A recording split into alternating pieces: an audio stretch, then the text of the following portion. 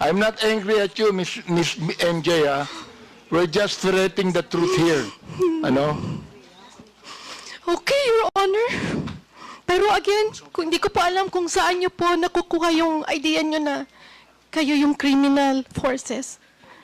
Hindi po. Anyway, Ikaw again, ang sumulat, Mr. Chair. Okay po, sir. Ikaw ang My sumulat, apologies. Yes. Okay. My Sinulat apologies, mo sir. yun eh. Okay po. Tanga po ako, sir. My goodness. Mag-isip naman kayo. Ang hirap nito, Mr. Chair. Itong mga vloggers na iba, ito ang mga tanga eh. Tatanga-tanga ang gobyerno. Mag-isip kayo. Hindi lang sumusulat kayo kung anong gusto nyo isulat dyan. You're telling us, yung criminal forces, gusto kong sabihin ngayon, Mr. Chair, publicly, ikaw ang tanga. Okay, Your Honor, pero Mr. Chairman. Jane Kiambao Reyes. yes, sir. Yes, You Your made Honor. a statement when you were giving your statement that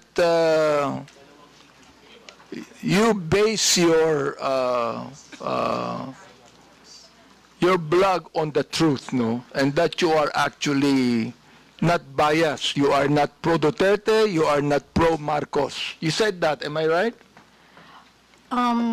Your Honor, yes, sir. Although I also said in that same statement that yes, I can be biased, but I don't go below the belt. But as far as being pro or anti-Marcos and Duterte, I always try to remain objective. Ms. Reyes, Yes, sir. I am Yes, the Your chairman of the Committee on Human Rights. Yes, Your Honor. I have records of EJK victims. And you made a statement, it says right here, to the International Criminal Court, global community, and world media. Is this not a pro-Duterte statement? Can you please, sir, complete the whole... No, not yet. report I'm of going to the- complete this. I'm just referring to the first statement, to the International Criminal Court, global community, and world media. It means that you want to tell that to the International Criminal Court. Am I right? Dahil, And therefore, Mr. Chair, you do not agree for the former president to be held in the ICC. Am I right? yes, Your Honor. Okay, very good. So therefore, you are Pro Duterte. Don't tell me you are not. All right? Sir, can I... No. pwede po akong sumagot? Let me ask another question to you. You said you need to see this. The so-called EJK victims under President Duterte, a massive hoax. Do you believe that, Mr. Chair? Yes, sir. Again, Where did you yes, get the information, Mr. Chair? Your Honor, sana po mabasa ng buo yung aking... Do you want me to give you documents on that? Sir, I know what I posted, but I want the whole, the people here and the media to also see ano yung context ng aking isinulat para po maintindihan din nila Ito at na hindi yung lang context, maibase Mr. Chair. sa isang You do not statement even lamang. need to complete this. Kung gusto mo Sir, kumbituhin ko, yes, ito, Your ah. Honor, I would Ito, ah, okay. appreciate very much. I'm going to Mama. complete this now. Okay, Yes, para Your marinig Honor. ng lahat. Opo. The so-called EJK victims under President Duterte, a massive hoax. Okay. Sa akin, mali. I have documents to show. Yes, Your Honor, All right, that is now your you truth, said. and I also have my truth. Please. May I remind the resource person to, again, patapusin muna yung interpolator before you answer. Okay po, salamat po, Mr. Chair. And sige po, so, kung pwede po, ibigay na lahat ng tanong at mabigyan din po kami Laban. ng pagkakataon na sumagot nang wala ring interruption Of sana. course, you will be Opo. given your opportunity to answer. Pero patapusin muna talagang interpolator. That is sige a po, ruling Mr. Chair. before the resource person. Wag po tayo magsapawan. Opo, Mr. Chair, maraming salamat. Okay, Mr. Chair, let me continue on. You said, the anti-Duterte propagandist. So alam ko na kung ano yung bias mo, di ba? May bias ka na rito eh. Oo.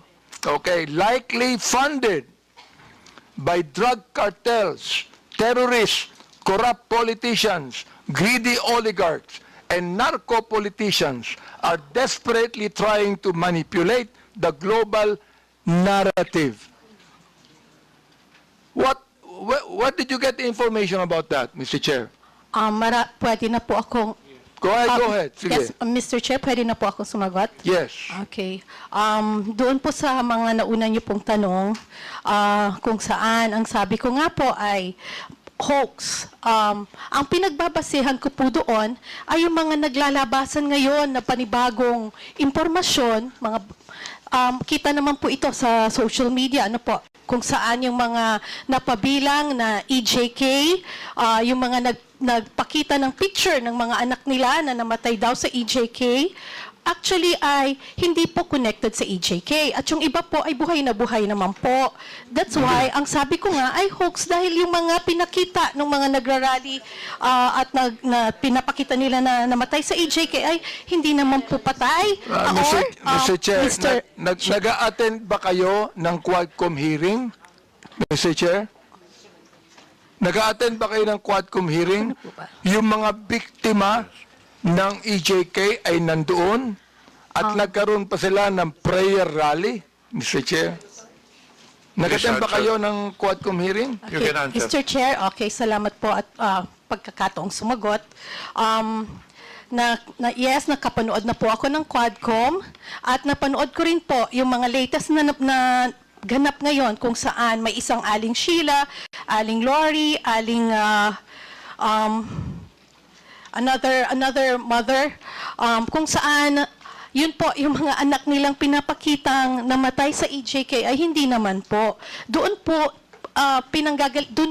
yun po yung pinanggagalingan ng aking isinulat na opinyon. Yun po ay reaksyon at opinyon sa mga nabalitaan ko po sa social media. At sa mga news online. Again, those are my personal reaction and opinion on the current events. Mr. Chair, ang hirap nun, makakabalita ka ng anuman, tapos you're going to put up an opinion, and you want to let the people believe it's the truth. Yun ang problema dyan eh. Facts. Then, sinabi mo, they want you to believe that every young life lost was at the hands of our people's president, Rody Duterte. This is a blatant lie. That is my, pwede na pong sumagot, Your Yes, Honor? go ahead. Sige. Opo. Go ahead. Again, that is my truth. Those are my opinion. And nakabase naman din po yan sa mga available information. Ngayon, makikita po natin na yun nga po, may mga EJK victims nga raw na hindi naman pala. Raw. Oh, Raw. yun nga po, sabi, yung raw po, I'm Therefore, referring... you have no right to say it's a massive hoax. Mr. Chairman, with the indulgence of Chairman. Yes, Mr. Ma'am, Congressman yung Paduano. sinasabi mong mga facts ngayon na lumalabas, is it an official document coming from those investigation by government agencies, by Quadcom, or just a mere in the social media accounts? Sir, Your Honor, if I'm not mistaken, nasa newspaper na rin po yan. Sandali But of course, nauna, Sandali. Nasa newspaper. Pero ang tinatanong ko po, anong source ng newspaper? Is it an official document or findings of the Human Rights Commission? I have yet- Absolutely, ma'am, Yes, madam, Your Honor. absolutely not. Because during our hearing, the Quadcom, all those victims, yung mga families na nandun, was confirmed by Human Rights Commission. Okay, Your Honor, In fact, we have all the list. Your Honor, can I also answer now, kung pwede po? Okay. Lumabas po na may mga kapatid, yung mga biktima, na sila po mismo ang nagdi-deny doon sa mga ibinabalita ngayon Mr. Chair, na Mr. Mr. Chair, Chairman. I'd like to interject for a while here, while you're answering. Ang binabanggit mo, may nabalitaan ka? May nabalitaan ka? Oh. I mean, my goodness, if you would like to be a resource person here in this committee, kinakailangan meron kang basis. Meron kang tunay na basis. Meron kang dokumento na masasabi. Sapagkat, Luka, ang Commission on Human Rights, for example, nag-imbestiga ng EJK at maraming nakita. Kami, in my Committee of Human Rights, marami kaming nakita. Oo. Samantalang ikaw, sinasabi mo, massive hoax ito. Wag naman, Mr. Chair. Oh, gusto kong maniwala sa statement mo kanina. Pero ngayon, itong statement na ito, hindi na maganda eh. Oh, nagsabi ka pa ng facts. Some of these so-called victims died years before or after Duterte's presidency. Where'd you get the information? Nasa balita po, Your Honor. Yung iba po ay namatay ngayong last year lang po, Madam, 2024. Mr. Chairman, Opo. Madam, sa Quadcom po, sa hearing namin, at it was confirmed by Human Rights Commission, lahat po na nakalista doon, under our records, was confirmed by Human Rights Commission. Wala po doon yung prior and Wait after lang po ha, kasi ako. ng Duterte's administration. And, Mr. Chairman, kindly, let me just remind that, sir, is he your counsel? No, sir. Oh. From the House of Representatives po siya. Ay, From the House? nagpapapirma po. Sabi ko mamaya na kasi busy pa po tayo. Anyway, madam, Apo. ma'am, Yes, wala Your po Honor. eh. Now you're talking about those mga disclaimer ng family. Now, ang tanong ko po, is it documented, under oath? Do you have a document for that? Or just a mere media reports?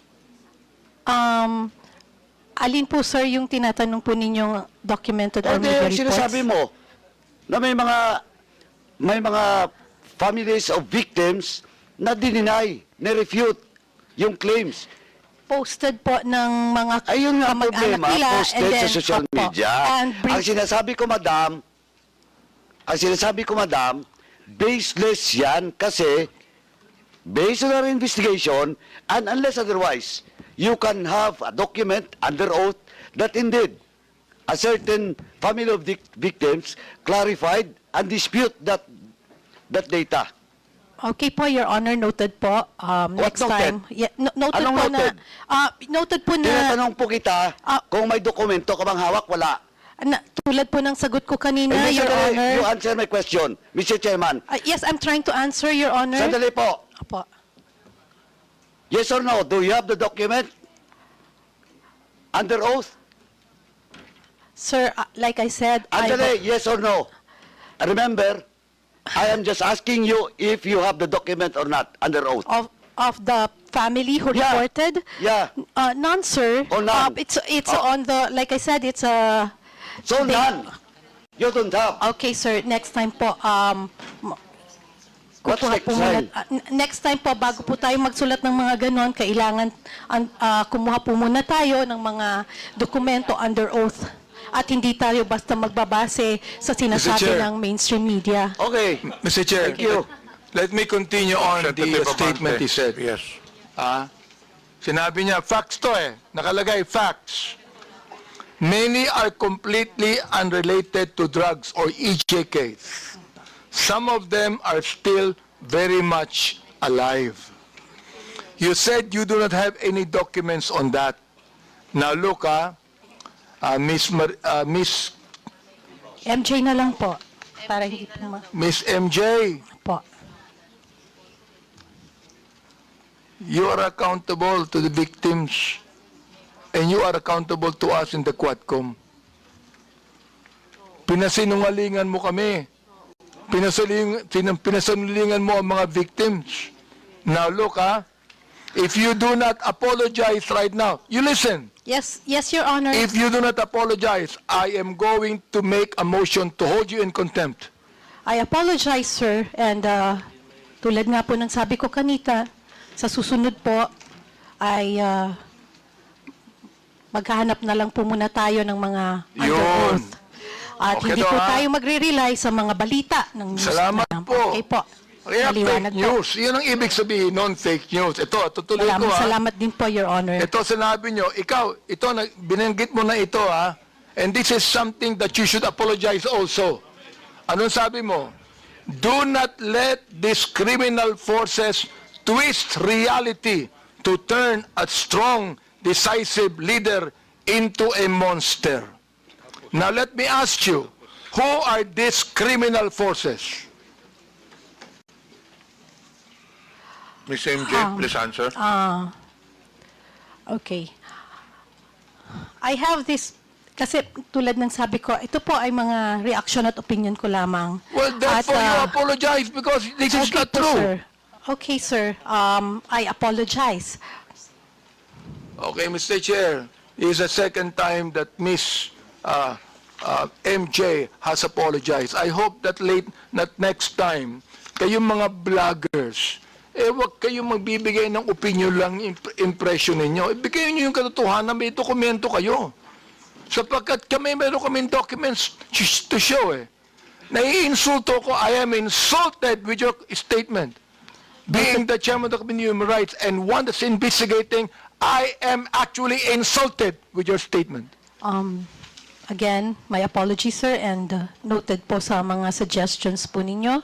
At gusto ko lang din pong sabihin na yung pong post has nothing to do with you. Hindi po, it has nothing to do with, pasensya na po. Well, Mr. Chair, maraming salamat, no? Yung binabanggit mong nothing to do with me, pero yung tinawag mong criminal forces, kasama kami dun ikaw naman, mag-isip naman kayo. Ang hirap nito, Mr. Chair, itong mga vloggers na iba, ito ang mga tanga Tatanga-tanga ang gobyerno. Mag-isip kayo. Hindi lang sumusulat kayo kung anong gusto nyo isulat dyan. You're telling us, yung criminal forces, gusto kong sabihin ngayon, Mr. Chair, publicly, ikaw ang tanga.